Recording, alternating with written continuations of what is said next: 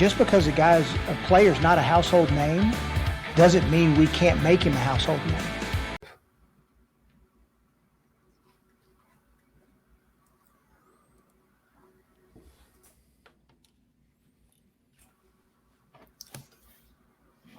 Welcome to Sportscaster News. I'm Lawrence Owen here again, obviously with my boys, Joe Noobo, Ray Rauth. And I caught Ray there with a mouthful of fluids. Not the first time, I'm sure. But anyway. No. What are you implying? So, big news out of the Raiders is that Henry Ruggs was helping somebody move and apparently got his leg caught when something shifted, whether, against the vehicle or the wall. It's very sketchy information, but apparently his thigh got caught in between two objects that was very heavy, pinned his leg up against something, acquired some sort of injury, which, was like a puncture or a bad laceration, something of that nature, goes to the hospital, gets denied entry because of the whole COVID-19 thing, which to me tells me that it wasn't that bad, because if it was that bad, that, the hospital would at least have, admitted him and seen him real quick. They'd have found something for him, especially for an NFL player. But according to his father, Ruggs Jr., he's on crutches. Now, is this going to affect him long term? We don't know. We don't really have the details on this yet. So, Joe, what do you think about this situation? Yeah, well, to me, it sounds like it's just a total freak accident type thing. That's what they're describing it as, and I think if you are Henry Ruggs, or if you're a Raiders fan, I think you're thanking your lucky stars, especially if you're Henry Ruggs, because that could have been, a lot worse than it actually was. For everything that I'm reading is that he is going to be A-okay. Maybe he's on crutches because, I don't know, the force that it smashed his leg a little bit. Maybe there's like a bruise on his bone or, stuff like that could happen. But yeah, I mean, obviously, if he is on the field, it's going to make the Raiders better. Speed kills, as they say. So, I mean, yeah, it sounds to me like it was just a freak thing that, just kind of happens in this funny thing we call life. Yeah, I think the fact that he's on crutches says it was probably a little bit more serious than just a little prick into the thigh. The thigh is a tricky thing because you've got major arteries that run through your thigh, big muscles that run through there. You have important bones and structure in there. And I think as a wide receiver, you'd say, take my arm, take my head, take my anything, don't take my legs, especially for a Henry Ruggs, who, from a football perspective, I think I was a little shocked when he was drafted over CeeDee Lamb as the first wide receiver taken. But at the same time, the Raiders brought him for his explosive speed. And Ruggs is more than a speed guy. Yep. But I think when it comes to the legs, it's serious. Unfortunately, what I have found as of late, and maybe this is because of the period we're just living through right now or whatever it may be, we're not getting full stories on things. I was discussing the Cam Newton story last night about how the Patriots and Newton had, initial contact and communication. And then another piece of the story breaks out today that it was Newton's representation that called the Patriots, not the other way around, which actually changes the whole narrative and whole story altogether. So right now, I think that this assignment we got today was a little bit premature, because I bet you in the next day or so, we're going to get more information that comes out about it. Oh, yeah. Well, I mean, they're saying that the Raiders front office knows what's going on and says that he'll be okay, and that they're not putting out any reports because they're respecting his medical privacy. Now, that kind of stuff is not hidden for very long at all. It doesn't matter, who you are. If you get hurt and you're not going to be able to play, you're not hiding that. And there's no reason, unless it's something, gregarious or whatever that word is. I can't even pronounce a word right now, but there's no reason to hide it. Why would they want to, withhold information about an injury? If all he was doing is trying to help somebody, move some furniture and then got his leg injured a little bit, it don't make any sense to me. There might be something going on here that is a little outside of what's being reported. But as you say, Ray, with the whole COVID panic going on right now, and then obviously, with all the protesting and stuff that is going on as well, news agencies are having a hard time getting information from any actual points of interest. So you never know what you're going to end up, what kind of news you're going to get, whether it's going to be full, whether it's going to be little, whether the information that's being relayed is even accurate. Yeah. I also think if we're looking at this time of the season, I mean, I want you to imagine if this is a regular off season and we're not dealing with protests and pandemics. It's June the 1st. We should be knee deep in you know what I mean, into team activities, and we should be knee deep in getting prepared for really mini camp soon. And training camp is technically just over a month away before training camp gets ramped up. This would be normally a time for a young receiver to be getting in connection with his quarterbacks and learning the systems. So it's almost like this is less of a deal than it would have been last year, next year, in years to come, only because it's still a virtual off season. They're still doing their own training, especially for a team like the Raiders, who have to go into a division where you have to face the Kansas City Chiefs and the Denver Broncos, and you're going to need your offense to score points. You also got a team that really, I don't think Derek Carr is guaranteed the starting spot this year. I think they brought Marcus Mariota in to compete with him for that starting position. So there's a lot of moving pieces around the Las Vegas Raiders right now. And again, I think that this is, sort of a fluff story in a way, a guy hurting his thigh because he's not notably missing on the field. Oof. Well, let me say this, Ray. I have to say I disagree. I think Derek Carr will be fine, believe it or not. Listen, this Raiders offense is going to be good. I think this Raiders offense is going to be good. They added a lot of pieces. It's clear to me, at least to me, what this Raiders team is saying to the Kansas City Chiefs. They're like, you know what? We're not going to try to stop you, but we're going to try to outscore you as well, because we're not, let's just, cut the crap. Let's not say, oh, let's just try to slow down this Patrick Mahomes and Travis Kelce. No, we're going to outscore the Chiefs, and we're going to do it, by a lot. And same thing with the Broncos. At least that's what their goal is, obviously, adding speed like Henry Ruggs, match speed for speed. And I don't think Derek Carr needs to be amazing. He just has to, not screw themselves over. He doesn't have to, just as long as he's not throwing interceptions, be a game manager. He'll be fine. That's all he needs to do, So I think that the pressure is not going to be as much on Derek Carr because he's actually surrounded with a very good offense this time. I think all the pressure is going to be on Derek Carr, not because on a regular year. It's been well documented that there's a very important person who makes a lot of decisions on that team that's not a fan of Derek Carr, and that happens to be John Gruden. He's not a Gruden grinder. He's not a Gruden grinder, and he's the head coach of that team. So I don't think that Carr's position is safe.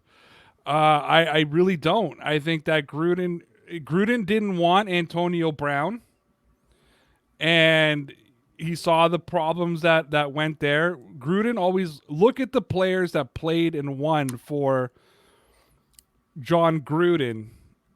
They're not like Derek Carr from a work ethic perspective and other things. And I believe that Mariota is there to compete. He may not win it. I think that Derek Carr is the better quarterback than Marcus Mariota, but I believe that Gruden wanted another quarterback to compete at the very least. So you may be right, Ray, about Gruden not really being high on Carr, but I don't think it's Carr's fault in the least bit on his performance in the last 5 years. I believe that Carr is by far and away the better quarterback over Marcus Mariota. Agreed. And I also believe that Carr's reasoning, and he's got a very, very solid reason for being inconsistent in the past 5 years. He's had 4 different play callers that's been making his plays in the 4 different ones in the last 5 years. So when you have inconsistent play calling, different playbooks that you're having to study year after year after year, that's going to mess you up. That's going to mess you up big time in your mental preparation, in understanding the system, and kind of even getting into the groove of what your offense is even about. And especially since it's John Gruden, who's historically, infamously, has a very, difficult offense to learn. So yeah, but the good thing about Derek is they did go out and they got him some extra weapons. Obviously, we just got done talking about Ruggs, but I mean, last year they grabbed up Jacobs, just a beast of a running back. Yep. And that head coach there is going to want to lean on that a lot. Yeah. And that's going to take a lot of pressure off Carr. This will be his second year in with the system. He'll be able to understand play calls a lot better. He'll be able to understand what Gruden's actually wanting to do, even when he makes a call and he goes up to the line. He says, "Okay, so we're not going to do this because the defense is set up perfectly against this call. We're going to do this, but this is probably what Gruden would rather do instead."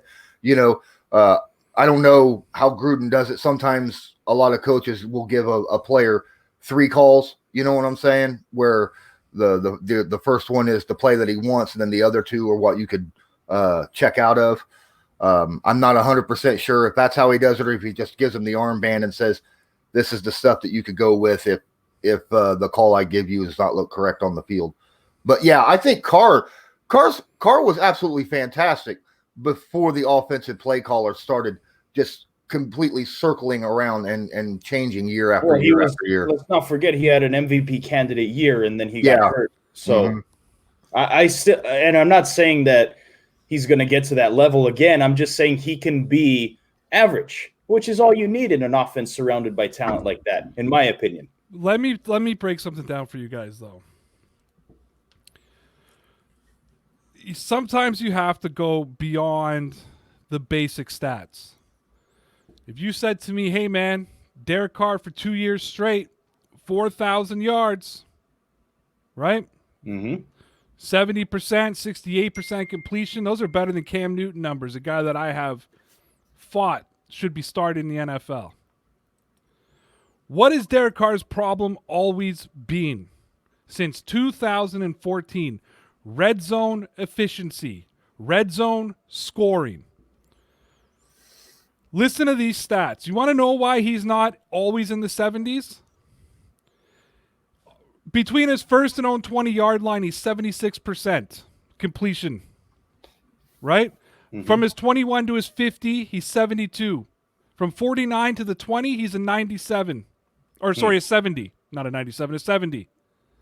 He has in the red zone, the 19-yard line to the 1-yard line, he drops down from the 70s to a 58.3% completion rating. Mayock came out this year and said the problem for the last 2 years has been scoring, not moving the football, not getting into the red zone, scoring. Right. At the end of the day, whether you have Derek Carr, Tom Brady, Patrick Mahomes, Lamar Jackson, football in its purest form is score more points than the other team. You cannot have that kind of efficiency rating. 2 last year, guys. 2 touchdowns from the red zone. You know what I mean? 2 red zone touchdowns. Yeah. That means his last year, right? His other 19 touchdowns came from outside of the red zone. Well, let's not sugarcoat that and make it look as though it's overly surprising that scoring in the red zone is harder than scoring outside. Once you get inside the red zone, that shrinks the field down quite a bit, especially when you're inside the 10-yard line. That's now 2 touchdowns. You know what that tells me? That tells me he didn't have the personnel surrounding him to get the football. You guys sound like somebody. Patriots fans. It's not Tom Brady's fault. It was the receiving core. Who was he throwing to? The receivers. Who was he throwing the ball to? It's Tyrell Williams? Brady didn't take a step backwards. No, he did last year. Oh no, because you guys are using the same freaking excuses, saying that no. Because if you ask a Patriots fan, this is why I say you guys sound like Patriot fans now. Brady didn't step backwards. Mohamed Sanu couldn't catch the ball. Julian Edelman had the most drops in the NFL. Mohamed Sanu had the 3rd most drops in the NFL. He had 2 rookie receivers with less than 60% completion percentages. So if we go by, Derek Carr had nobody, then Tom Brady is still playing at GOAT elite levels, and now that he has receivers, he is going to completely outshine Patrick Mahomes and Lamar Jackson next season if we go by the level of you don't have weapons. Bullshit. Tom Brady has taken steps back the last 2 years. We've seen it. Okay. I can't turn around, but we can't use the argument when it works in one narrative and not the other. But Tom Brady and Derek Carr are not the same person. They're not in the same system. They're not in the same predicament. Tom Brady has had the same offensive coordinator and same head coach for years and years and years and years.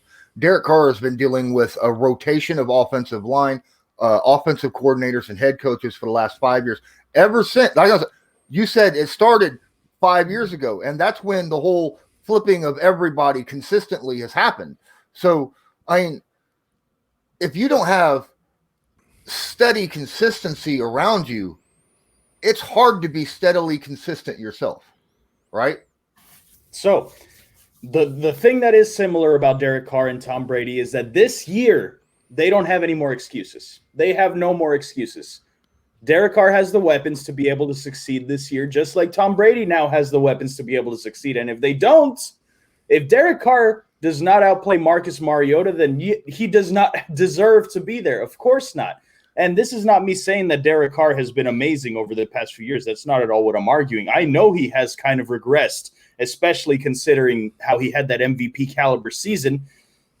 But I'm just saying that he doesn't need to be amazing this season, especially with all these weapons that they've surrounded him with. He has a running game now with Josh Jacobs. He has a deep threat with Henry Ruggs. And he has all these other receivers that they added, a pretty good offensive line. Darren Waller, who had a breakout season. This should be a pretty good year for Derek Carr. Now, Henry Ruggs is not going to help Derek Carr in the red zone very much. Of course, yeah. but they did get Bryan Edwards, who I was a big fan of, and Darren Waller as well. It's really John Gruden as well. He doesn't really have many excuses. If Derek Carr is the one that fails this Raiders offense, then they need a quarterback.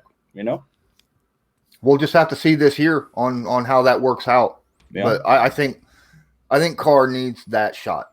And I think it'd be a terrible, huge mistake to start Mariota over Carr this year. Mm-hmm. So who was Marcus Mariota throwing to in Tennessee? And I don't want to hear, look what Ryan Tannehill did. Because, Ryan Tannehill had a high percentage, but he went through a whole playoffs where he was throwing like less than 100 yards. Who was he throwing to when he got drafted? When he got replaced, he had Davis, he had A.J. Brown, he had So he had 1 year with receivers. Well, he had Delaney Walker for many, many years. Who's a pretty darn good receiving tight end and blocking tight end. Not great, don't get me wrong, but good. Let's see who else. Other than that, they've not had. I will agree that he has not had. The problem with Marcus Mariota is not who he's throwing to. The problem is him. He's not that great. I'm sorry. He holds onto the ball way too long. He takes sacks. So does Derek Carr. Sacks. Yeah, I'm not saying Derek Carr is this amazing quarterback, but he is better than Marcus Mariota. On top of that, Marcus Mariota has got a serious reoccurring injury on his elbow that happens almost every time he's brought down. And that's something you don't want to rest all of your hopes and aspirations on for a season. Now, would you guys agree that as much as an offensive line is at fault, high sack rates is also a quarterback's fault? Yes. Yeah. Well, and the head coach or the play caller.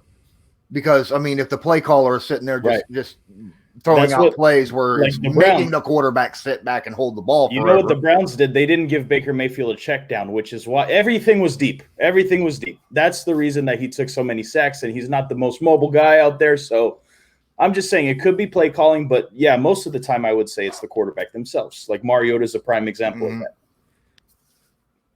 Mariota is the prime example of taking the sacks. Well, I mean, maybe not the prime, but he's definitely one of the top examples. Because There's Derek Deshaun Carr, Watson as well. yeah, and Derek Carr with his 51 sacks 2 seasons ago, right? His 29 sacks last season, his 31 sacks in 2015, his 20 in 2017. The guy has been high double-digit sacks his entire career. I just think that for some reason you guys are giving this kid a pass. Well, 20 to 30 sacks in a season ain't bad. 51? 51, which, well, you only called one outside of 30, didn't you? 2. Okay, 31. He had 31, 31, which isn't bad. 51, and 29. 51 is bad. And then 51 29. is bad. 29 and 31 is around league average. He's given up in his 7-year career over 1,000 yards in sack yards. So we're not even talking taking 3-yard sacks and 4-yard sacks in the pocket. We're talking him dropping back 6, 7, 8, 10 yards and being dropped in the backfield, not being out of the pocket, which means he can throw away the football. If it's a 7-step drop sack, that's a covered sack. And yeah, he should be throwing it away. That's my thought. Or it could just be, it could be a lot of in situations like that, you actually need to sit back and look at the tape. And I haven't looked at the tape the last few years and looked at every sack and see exactly what transpired to occur there. So I'm not going to give 100% definite answer on who was at fault for all the sacks on that one. My thing is that I just don't know if Mariota, which was it was why it was a weird signing to me in the first place, because I just don't know. Is Gruden going to create a whole new, offense for a mobile type quarterback? Is that no? I just think he was available. This is my whole thing. Yeah. Away from just Derek Carr's zone, I don't think John Gruden likes Derek Carr. Then why not sign like Cam Newton? Over Marcus Mariota. Because if you bring in Newton and it doesn't work, you're stuck with Newton. You're not stuck with Mariota, right? You didn't sign Mariota to a big deal. You didn't nothing. And is Cam Newton a Gruden guy when you look at him? You guys were telling me that he would work with Belichick. I was arguing the whole time there's no way he would work with Belichick. Well, Belichick is a little bit different. He could take a very big one or two very big flashy guys. There's no Rob Gronkowski wouldn't have worked with Gruden. No, Gruden hates personalities. He hates personality. Everybody on his team is bland, which is why I don't know why he doesn't like Derek Carr, because he's as vanilla as it gets. But he doesn't like him. And I swear he brought in Marcus Mariota. And and Mayock said it at the draft. We're going to have a competition this. You know what I mean? No one's spot is safe. You don't sit there. Your 7-year quarterback, you're not going to get behind him and say the job is his. You know what I mean? He shouldn't threat. Because, no, they said, no, there's, we like what Derek brings to the table, and we have a scoring issue, and there's going to be competition at camp, which tells me, no, we're not happy, and I bet you if the Raiders could have made a move, they would have taken like a Justin Herbert or something, if they could have figured out a way to get up there without breaking the whole bank off. I don't know, man. My thought is if they really wanted actual competition at the quarterback position, they would have been talking to Cincy with a trade early on or something like that. Someone that would actually push Carr. Because I honestly, I've sat here and watched Mariota for years. Not just the games against the Colts, but I've watched him specifically, and he's just not that good. He really isn't.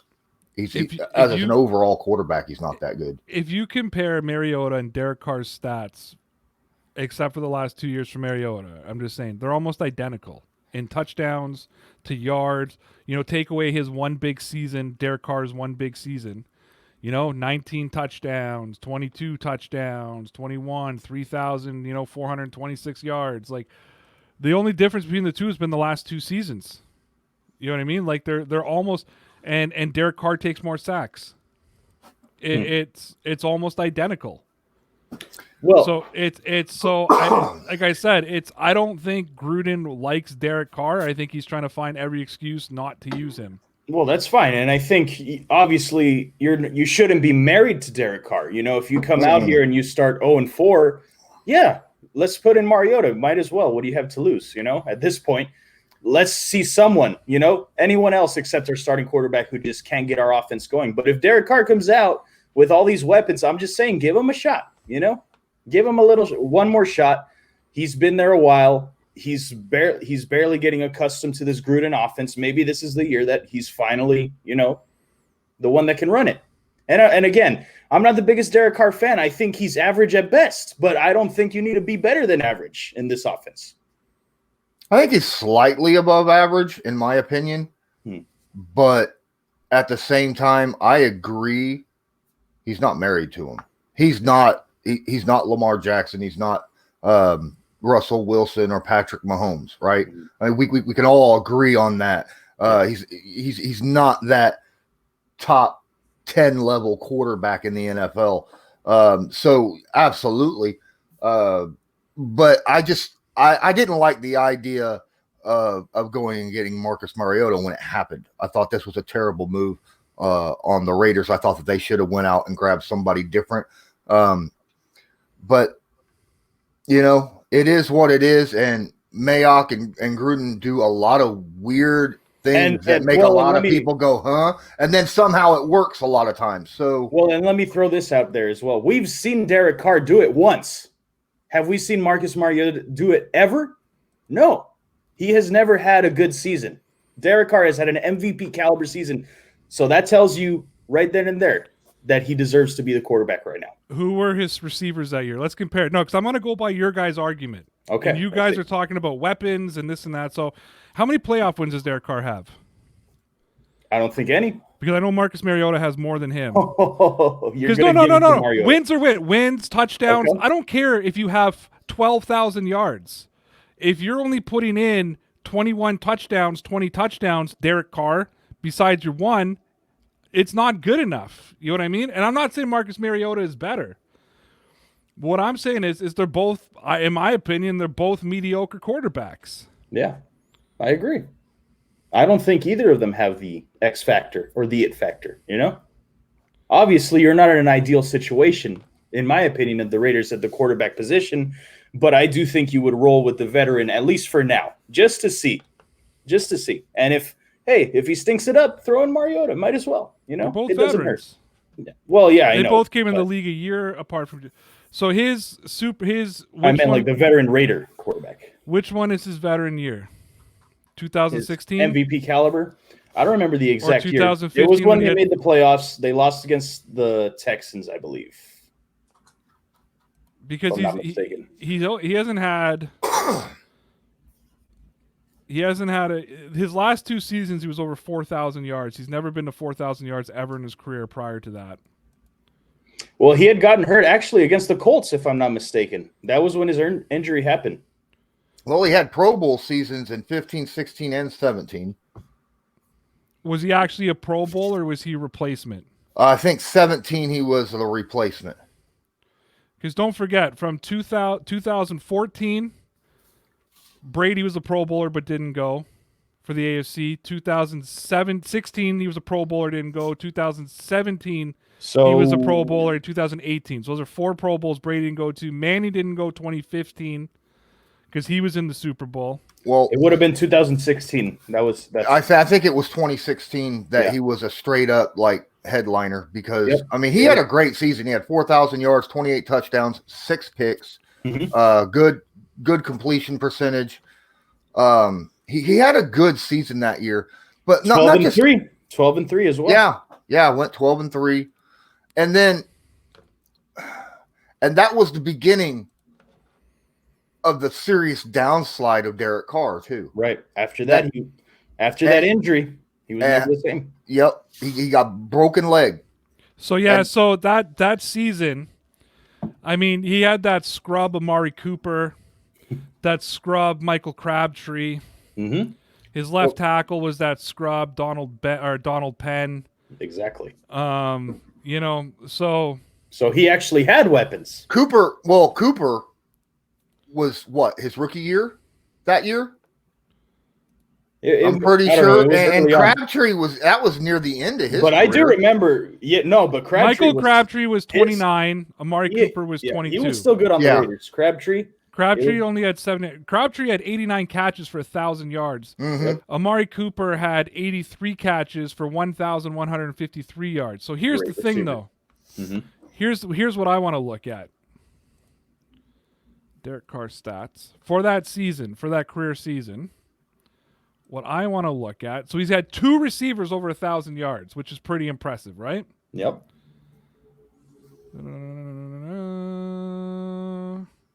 He averaged 7 yards per attempt. 7 yards per attempt. That means their yak made him look a whole lot better. Okay. When you have a receiver at 1,100, you have another guy at 1,000. He threw for under 4,000 yards and 32 touchdowns. You know what I mean? Those are inflated numbers. And again, I don't care. You can put up all the stats you want. What were the win columns? What did you do when it mattered? When did he pick up the team and win a game for them when it mattered? And that's where, and that's the difference between a NFL caliber. Like, I put it this way, and this is no knock on an old Joe Flacco. This is a knock on a today Joe Flacco or a last season Joe Flacco. Okay, so not a 2014 Joe Flacco or whatever, or 12 when he won the Super Bowl. Do the Ravens win 14 games last year with Joe Flacco? No way. No, right? That's Lamar. It's Lamar who does it. Derek Carr. At what point has Derek Carr made the Raiders better than they are? Well, yeah. I'm not saying that he's going to elevate, a team around him, but when he has good weapons, obviously he's performed, and that's the type of quarterback I believe he is. Can we not remember that there was a point when John Gruden thought about playing Nathan Peterman over Derek Carr, that he was actually trying to figure out how Nathan Peterman could start for the Oakland Raiders over Derek Carr? I have a question. When you was talking about your yard average, was you talking about yards per attempt or yards per catch? Yards per attempt. Attempt. And what was it? 7. 7 even? 7 even. That would have put him at the same as right around Matt Ryan, Baker Mayfield, Aaron Rodgers, Flacco, Minshew, Murray, and Darnold this year. This past season, yeah. Yeah, it had been right dead smack in the middle of the NFL. So about average. Yep. Matt Ryan, a non-playoff team. Sam Darnold, a non-playoff team. Baker Mayfield, a non-playoff team. That's all I keep hearing is all these non-playoff Yeah, teams. but you're equating his good quarterback play to if he wins.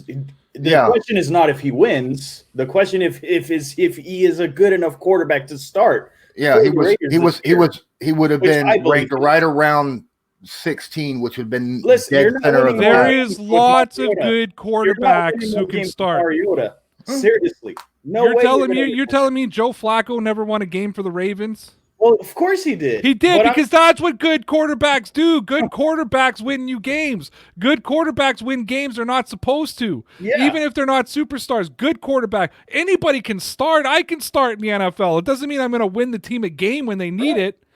You know what I mean? And that's what I'm saying. Neither of those guys are scrubs. So I bet you Gruden's going to say battle, or both those guys are scrubs. Yeah. And Gruden's going to say battle it out and let's see what happens, because you're damned if you do or damned if you don't with either of those quarterbacks, because neither one of those guys is going to win you a game down the stretch. They're not going to win you a game when it matters. That's the issue. Again, stats can be inflated, and they're inflated all the time. Brady's stats were inflated all the time. But I've watched Brady drive the ball when it matters. I've watched Flacco drive the ball when it matters. I've seen Manning drive the ball. I saw Josh Allen drive the ball when it matters. And then what happened in the playoffs? He didn't when it did. You know what I mean? Which is the argument of why he's not a good quarterback. That's the argument, right? Yeah. Because they could have beat Houston. They had them set up, and Josh Allen couldn't do it. And that's the issue. And that's why they're at a point now where I think Gruden doesn't like Derek Carr. This is the point I'm getting at. I don't think he has earned his right to just get the chance. You've had 7 years to take the team on your back, and you never did. Well, I think we're all in agreement that the Raiders are not in a good situation for the quarterback situation. They obviously, I think we all agree they could potentially draft a new one, in the coming years. Maybe this next They season. should have done it this year. Well, they had plenty of opportunity to do so if they wanted to. They could have I coming thought out they and would have saying gone we Jordan could have Love. went one. Yeah. I thought they would have gone Jordan Love, maybe. I thought that too. I mean, they were in the Brady sweepstake forever, Right. And Heard about pulled that. out at the last minute because I think that Brady just said, I'm not going to Las Vegas. So it's, they tried to make it look like, well, oh no, okay, it's not him, it's us that are pulling out, right? It's, it's everything I've read. There's been not one single vote of confidence from Mayock or Gruden. Right. Well, and either plain of and these simple, quarterbacks. the string is not going to be very long for Derek Carr because they're going to be moving to a new city. They want success now, right? So I'm telling you, if they're 0-2, if they start off 0-2, that seat's going to be very hot for Derek Carr. But then again, they don't have an answer on their roster, so it's like it doesn't even matter. I think if he goes 0-2 in the preseason, you try Mariota. You know what I mean? Like, have two bad drives, you're done. Too bad you're done. No, play him full games. Derek, you get game 1 and 2. You guys will split game 3. Mariota, you get game 4. Game 3 is the important one. That's when actual starters at least play half a game, right? Well, they play the Saints week 2. I'm not going to say that if they start, no, the Panthers, I think they should win. That's week 1? Yeah. Okay. But again, that's a game. The Saints is a game. Mm-hmm. Derek, if we're going to go to the playoffs, that's a game you have to, you know what I mean? No. You can't just, but no, Joe, you can't just beat the teams you're supposed to and not beat the teams that you're not. Yeah. Let's look at let's look at the Patriots last year. Minus the Miami Dolphins on the last game of the season, they beat every team they were supposed to beat handedly. They lost to Baltimore. They lost to Kansas City. They lost to Houston. That was the 3 tests, right? They said that was what was going to tell us who the Patriots were. The Patriots were 8-0 going into Baltimore. 8-0. I think at that time they were the only undefeated team left in the NFL. Mm-hmm. Yep. And the storyline was, look at the teams that they beat, though. And it was, look at their schedule. Look at the pancake schedule. Wait till they have to play the ball. If they win 1 of those 3 games, you feel a little bit better about the team. If they win 2, you feel really good. You had to beat, at the very least, Houston. You know what I mean? Now, that means if they're playing the Saints and the Panthers, that means they have the Buccaneers as well. When do they play Tampa? Because you're not going to beat Brady in November. You know what I mean? So when are you going to... You can't lose to both the Saints and Tampa Bay. Well, the 25th of October. Okay. And it's in Las Vegas. Getting close to November. I don't think anybody's arguing that the Raiders are a playoff team. I think they can be a fringe playoff team, 8 wins maybe with Derek Carr. Yeah. I mean, I'm not saying that they're going to upset some amazing teams. They're not making the playoffs this year. Have you seen it? Okay. The Panthers, Saints, Patriots, Bills, Chiefs, Bucks, Browns, Chargers, Broncos, Chiefs, obviously. Okay, here's the first really easy one, the Falcons. and that's at the end of November. Yeah, but every team's in that perspective. When's the Colts' first easy game? When's the Ravens' first easy game? How many easy games does every team really have? Let's not forget, we've talked about this AFC and how tough it is. Yeah. I mean, reprieve is going to come from the NFC unless you're the Patriots and you get the beauty of you get to play Arizona, you get to play San Francisco and Seattle outside of the AFC East. I mean, the AFC is that tough. The reprieve comes from the NFC. Well, I mean, the Raiders do play the Jets and the Dolphins also, so but that's at the very end of the season.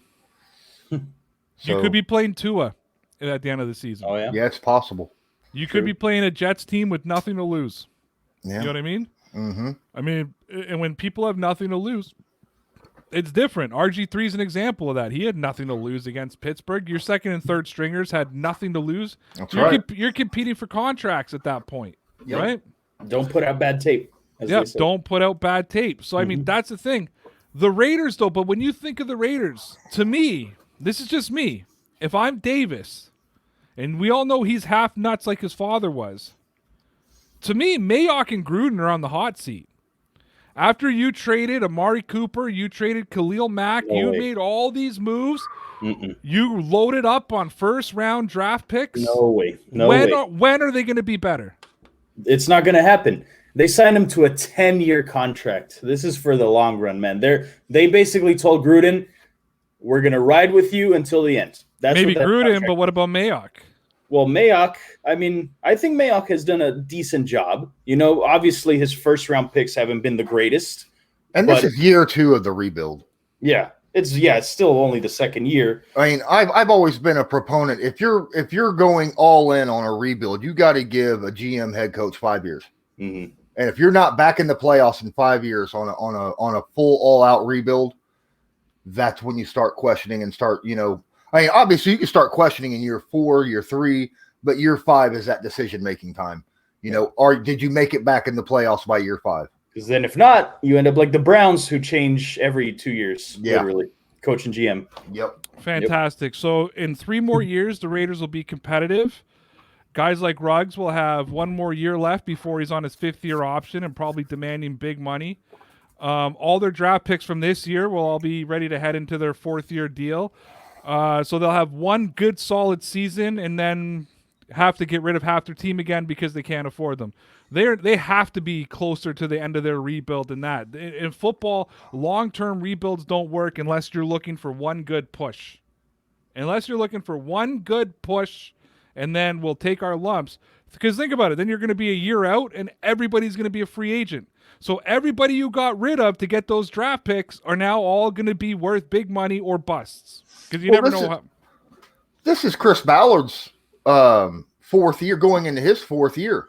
He, you know, do you think he's on the hot seat? Frank Reich's 3rd year. Do you think he's in the hot seat?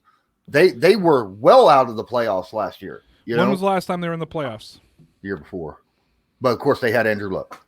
Now they don't. But now they don't. No, they don't. But they got Phillip Rivers. They have a team. They have one of the best offensive lines in the league. They've got T.Y. Hilton. They have a running game. They have a defense. You know what I mean? But they're trying to build long term. You know? They are, but that's what I'm saying. The Raiders aren't. The Raiders have, by bringing in all these first-round draft picks, you completely set yourself up for all of them to become free agents at the same time. This wasn't a slow build. Now, see, because now this year the Colts made the move and they brought in DeForest Buckner because now they're at the end of their. It's not even the end of their rebuild. They're just like, man, you know what? We got Phillip Rivers. It's not Andrew Luck. You can't blame the Colts manager for last year when Andrew Luck just retires in the middle of a preseason game. You know what I mean?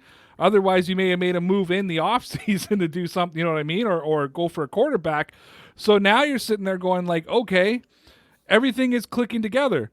The Raiders have just completely set themselves up for everybody to be a free agent at one time and breaking up this young nucleus, which means, now, of course, assuming everybody works, so which means this has to be, like, if not this year, next.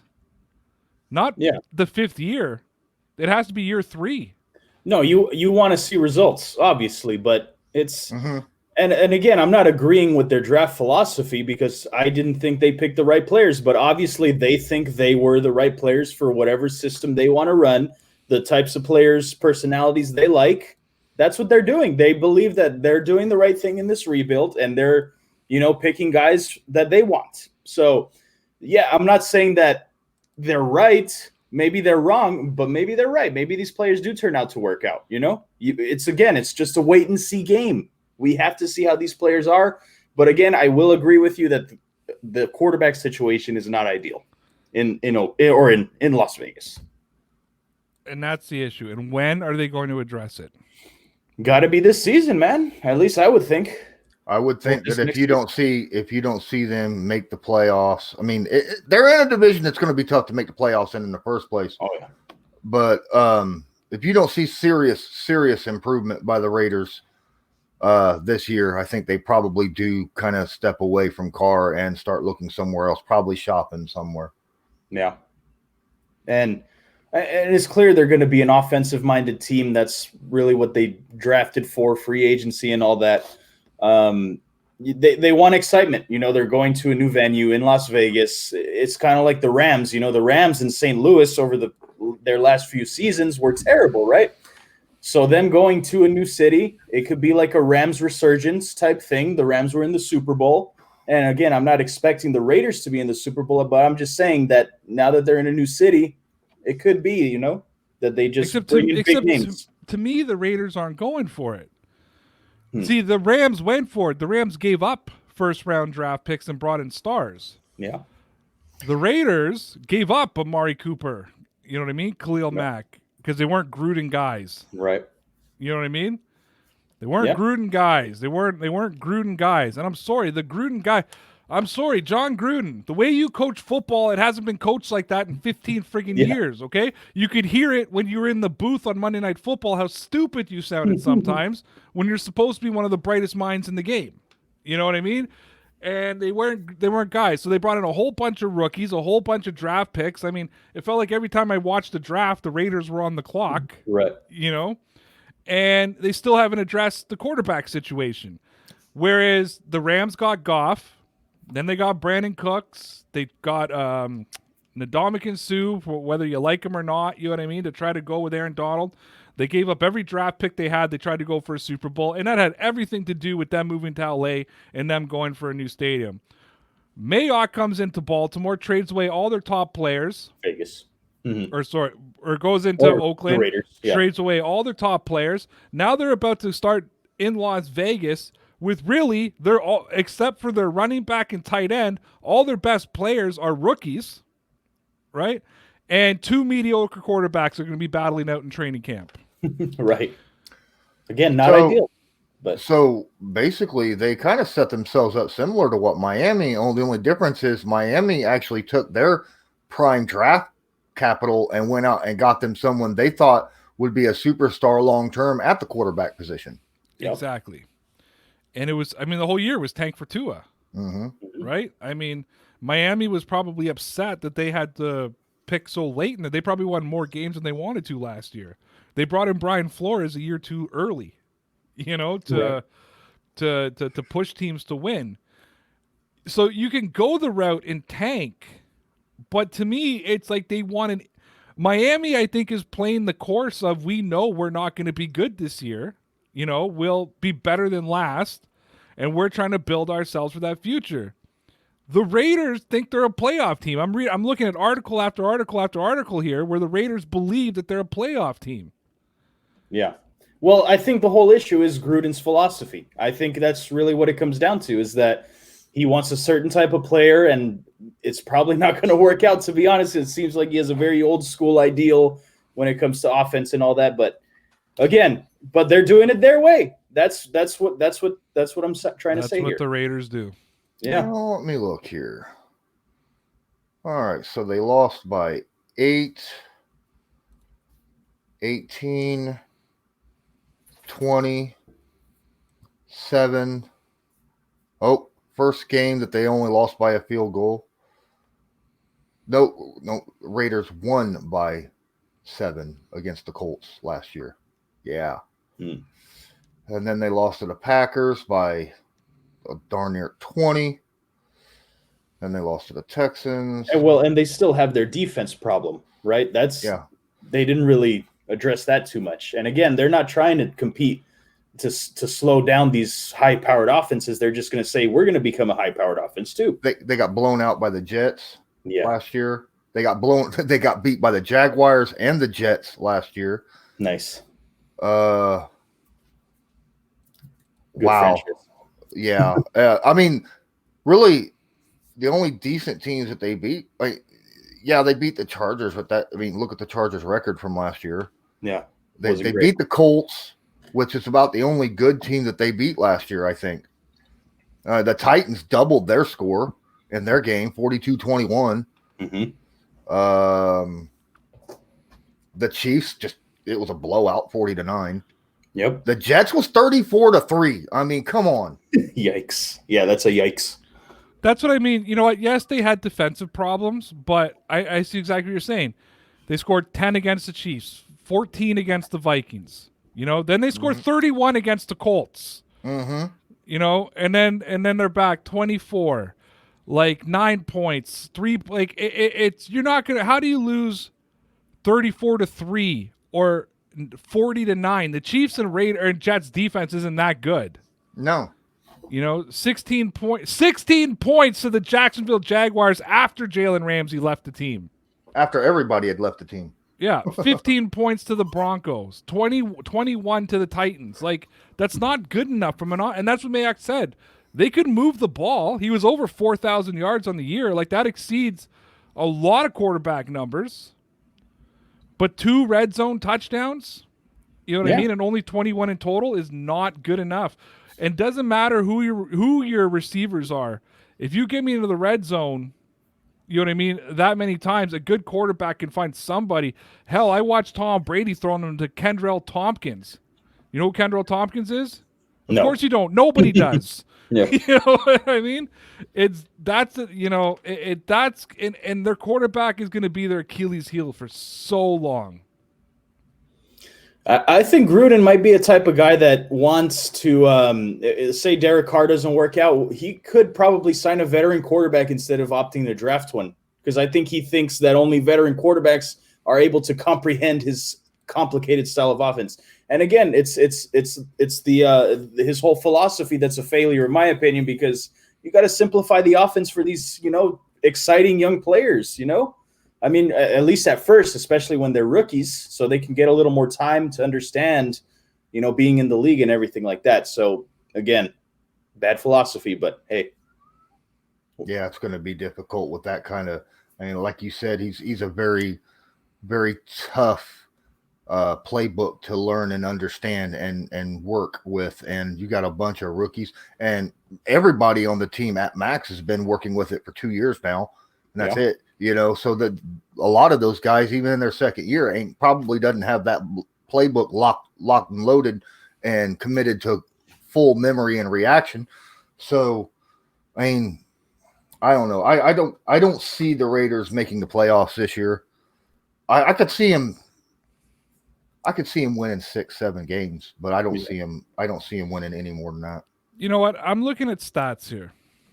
And this is where, again, this is why I like DVOA and I like analytics better than stats, because it paints a better picture. If we compare stat for stat and said, okay, if you've never watched the guys play, like if I'm an alien and never watched them play and I'm just like, I'm going to look up quarterback stats, Derek Carr is a better quarterback than Joe Flacco. You know what I mean? If you compare stats. I mean, Joe Flacco had a year where he went through 19 touchdowns and 22 interceptions. Mm-hmm. You know what I mean? Super Bowl hangover. Yeah, I'm looking at his yards. He only hit 4,000 yards once. Yeah. He was right around that 3,000. His touchdown ranges are there. His interception to touchdown ratio is worse than Derek Carr's. Yet, if I needed to win a game, I'm starting Flacco over Derek Carr every day of the week. You know what I mean? And that's, again, where I always say, like... In the postseason. No, but you got to win games to get... I watched that guy pull off games on the last week of the season. You know what I mean? To win games, you still got to win enough games to get to the postseason. That's the thing. Derek Carr's not even getting them there. You know what I mean? Like, it's your quarterback has to steal you a game. And whether it's a postseason game, a regular season game, whatever it may be, they have to get you there. Jacoby Brissett stole games for the Colts last year. Just Brian Hoyer screwed it up for you guys after an injury. You know what I mean? You win 1 or 2 more games that bad like here or there, you guys make the playoffs, right? But you look at a point of this, and it's what I want to look at, and I don't have the energy to do the full research now. Is I want to look at Joe Flacco's Even though the touchdowns are similar or less than Derek Carr's, I want to look at red zone scores.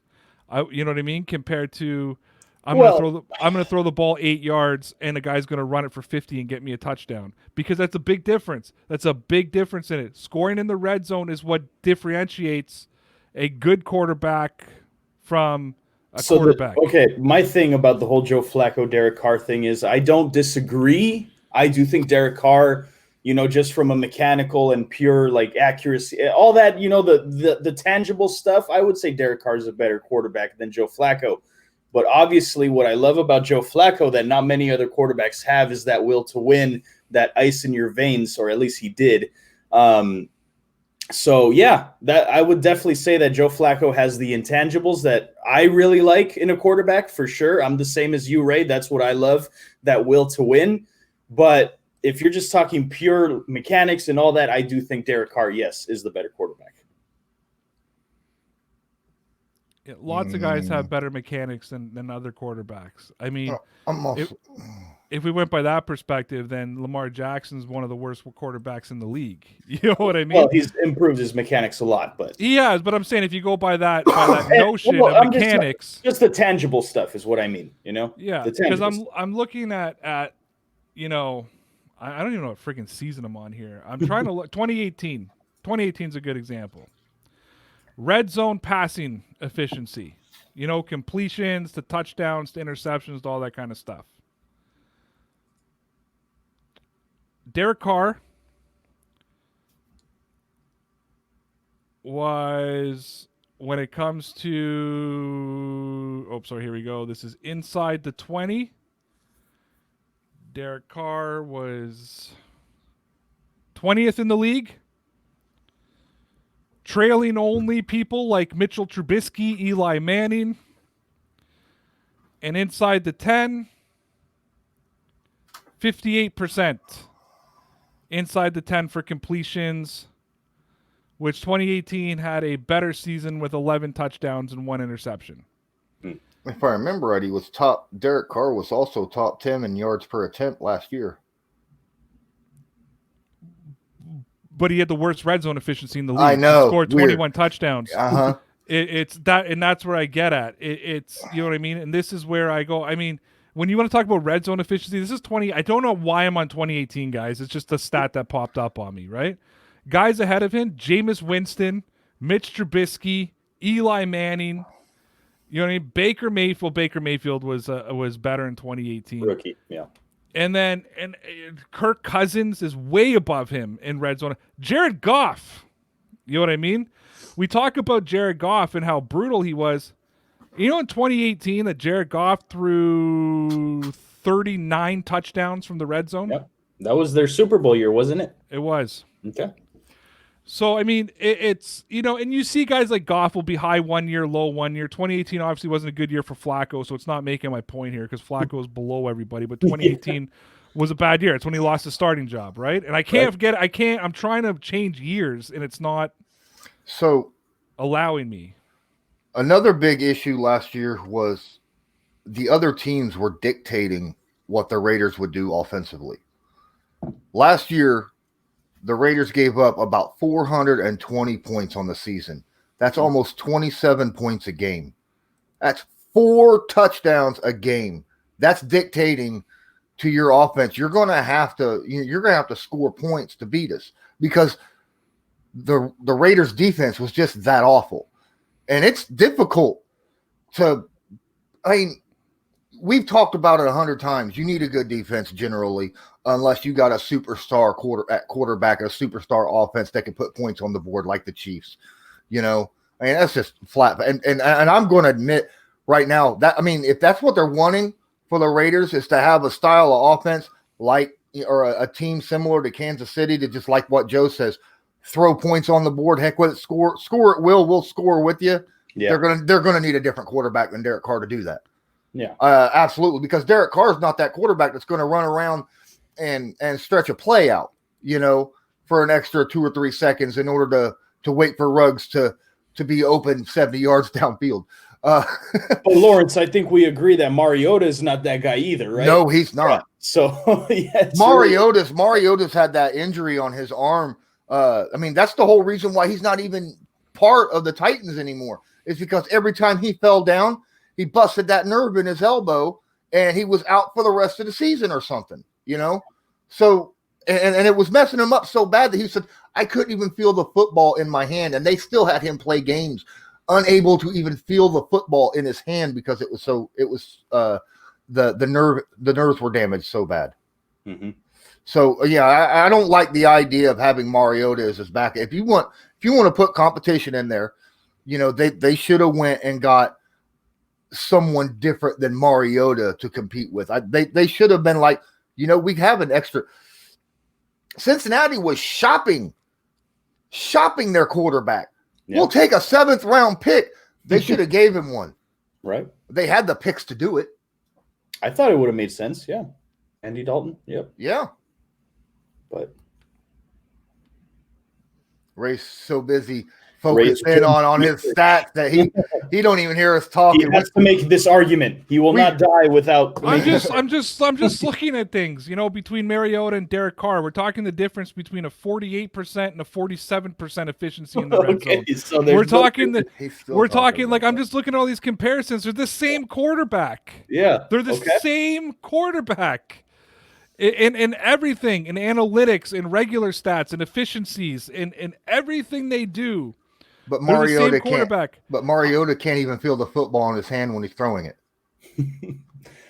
But you're saying since Mariota has won a playoff game, you would pick him to start over Derek Carr, right? No, I never said I would pick anybody. Okay. The whole argument started was John Gruden doesn't like him, and I think he's. You guys know that they live next to each other, right? They're neighbors, so that it'd be a little weird if he's like, you're not going to be the starting quarterback anymore. It would be, but that was how it all started. It's well documented. There's beef between the two. Yeah. That Gruden doesn't like him. I didn't. I would have cut them. I would have cut them both already. You know what I mean? Like if I was coaching a team, I would have taken Andy Dalton. I would have taken this. I would have taken that. I don't know how the argument broke. Oh, you guys started defending him about weapons and stuff, and I'm just so sick of that because we acknowledge it one way and not the other, just depending how we're going to fit the narrative. Well, look, if we all agreed, this would be a 10-minute stream, Situations are different between different teams. So that's just how I see it. I mean, one team, a situation is completely different. You can defend because that might be what is actually going on there, whereas another team, it might be something completely different. I know. I'm just saying that I've heard that with Brady having the most drops in the NFL being dismissed a lot when we talk about Brady as a quarterback. And then all of a sudden the defense of Derek Carr, who's been nothing but a massive disappointment since day one. Not a massive disappointment. He's like a 4th-round pick. A massive overratement from his team of who he is as a quarterback. I don't know. I'm just looking at these guys going like if I'm Oakland, I would have went with Nick Foles over these two. You know what I mean? Over both of them. Andy Dalton maybe could have actually put them in the playoffs this year. So I'm going to make it clear. My argument, I don't know how the argument came to be, but the whole point is both of them suck as far as I'm concerned. And I don't care who's mad at me from Las Vegas right now. They both suck. And I would not be like, again, they're starting quarterbacks. That's what they are. They're not good starting quarterbacks. They're starting quarterbacks. Sure. All right, let me throw one at you. RG3 or Derek Carr? Oh, God. No, Derek Carr? I'm just kidding. I'd go with Derek Carr over RG3, obviously. I would, too. All right, Tyrod Taylor or Derek Carr? Tyrod. I love my man T-Mobile, man. I got to tell you. I'd still go Derek. But not by a whole. But I think the line is not as big as what you would think. It's the end. It's the Andy Dalton line, right? Is he above Andy Dalton or below Andy Dalton? He's below Andy Dalton. Yeah, he's below Andy Dalton. Below Andy Dalton. There you go. And Andy Dalton's not great. You know what I mean? Like he's good. He's solid. Good. He's good. Mm-hmm. He's not great. I mean, you know what? I know he didn't win a playoff game, but he brought them there a lot. Yeah, I think he's in that 15 mark probably, right around in that, give or take 2 or 3. I will throw out though that Joe Flacco is highly disappointing me right now. Joe, I told you he's not a great regular. as I'm trying to freaking defend the guy and put him in all this highlight, but still his efficiency better than Derek Carr's. Like all the red zone stuff is that he was not a great regular season quarterback. He made his money in the postseason, straight up. But he still had a 50% red zone efficiency. You know what I mean? Which again, inside the 20. 13 touchdowns, inside the 10, 11 touchdowns. You know, it's the efficiency, the completions, the yards, it's still more. He's still better where it counts, right? He's still gotta get you to the playoffs. Whether he's a playoff quarterback or not, they still gotta get you there. Which means he's got to beat the teams in his own division. In a tough division. Mm-hmm. You know what I mean? Yeah. I mean, they never won a playoff game, but since he go almost 5 straight years going to the, they were playoff. They were perennial playoff teams. In perennial playoffs. Steelers were perennial playoff teams. The Ravens, so Flacco had to get them there. And then, I mean, look, he had some breaks, that play in Denver, when Baltimore was out, and I was drunk watching that game at a bar and just went, "Are you kidding me?" You mean the greatest throw he's ever made? When they tied it up, but he still had to get them there. That's the whole piece. And I look at those intangibles like red zone efficiencies and 4-minute drives and game-winning touchdowns, and Flacco exceeds guys like Derek Carr through the roof. Yeah, he has Mariota. Joe Flacco, now that we're talking about my guy, Joe Flacco, and you brought him up, Ray, let me just point that out. I brought him up. He's the only man to beat the Patriots in Gillette Stadium twice in the playoffs. Now it's twice. Before the brag was he was the only one to do it. Now that the Titans have done it, now they gotta throw in the twice. Did too, but we don't bring that up. So did he beat us twice in the playoffs? No, just once. He beat us in the regular season. Ravens, right? We've beaten you guys twice. The Jets beat you guys once in the playoffs in Gillette, and I guess the Titans now, right? So the Ravens beat us. The Ravens beat us twice, though. Beat the Patriots twice, right? The game you're talking about, Flacco, was the Ray Rice game, correct? Yep. 200 yards rushing. Yeah. When he just ran down, and then but he won it, right? That's what matters. No. I wasn't insulting Flacco. No, I was just trying to. And what was the first one? The first one. Oh no, the second one was after that. That was, and then it was the. Oh yeah, you beat us, didn't go to the Super Bowl. Then you beat us, and went to the Super Bowl. And that was when Ray Lewis looked like a robot. The first time we lost to the Steelers, if I'm not mistaken. Yeah, that's when Ray Lewis came out and had all the padding on. He looked like a robot on the sideline. Yeah. It was Flacco's rookie year, I think, 2008. No, that was 2012. That's when you guys won the Super Bowl. No, that was the Super Bowl year. So the first year you beat us would have been 2008. Yeah. Right. Yeah. 2012 was when you went to the Super Bowl. You beat us that game. Mm-hmm. I think we lost to the damn Steelers in the championship game. But anyway, enough reminiscing. Point is, the Raiders are going to suck. No. I don't know how we got an hour out of this, over an hour. I don't know. Just arguing about Derek. I think we said, I don't know why I got so upset. Like I've just. Oh, you blew up. I thought you was gonna, I don't know what you was gonna do, but when it first initiated, you got really angry because I think you got unresolved issues with Tom Brady, and you need to see a shrink over it, man. No, I should give some full disclosure. I came into this show pissy. You know what I mean? I was already in a pissy mood coming into this show. And I don't even know how that set me. You guys were defending Derek Carr. I think that's just what set me. I'm like, you guys are smarter than this. Come on. I know you're smarter than this.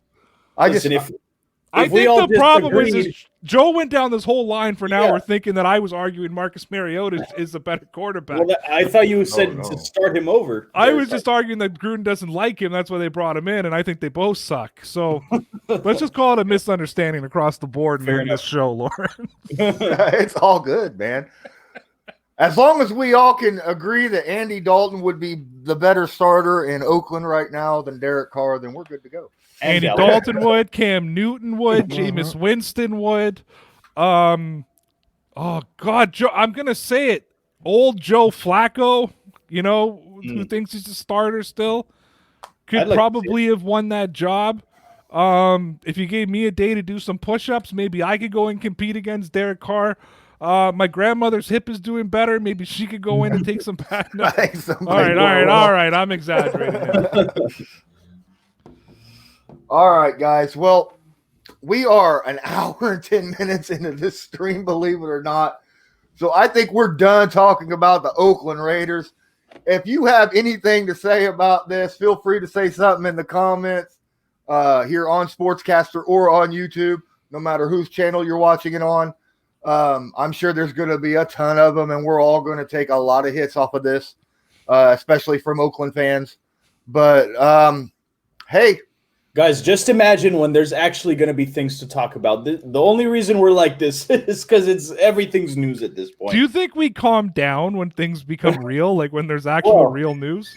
We'll actually have stuff to talk about, I think, you know? Can we just be honest with people? Yeah. That we all walked in here and said, why are we covering this story? We did. And then realized because there's nothing else to talk about right now. Right. Yep. Exactly. But, hey. We got to do what we got to do. I mean, yeah.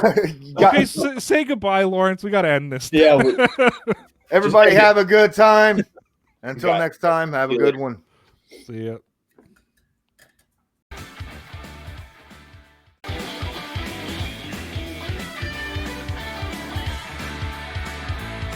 Just because a player's not a household name doesn't mean we can't make him a household name.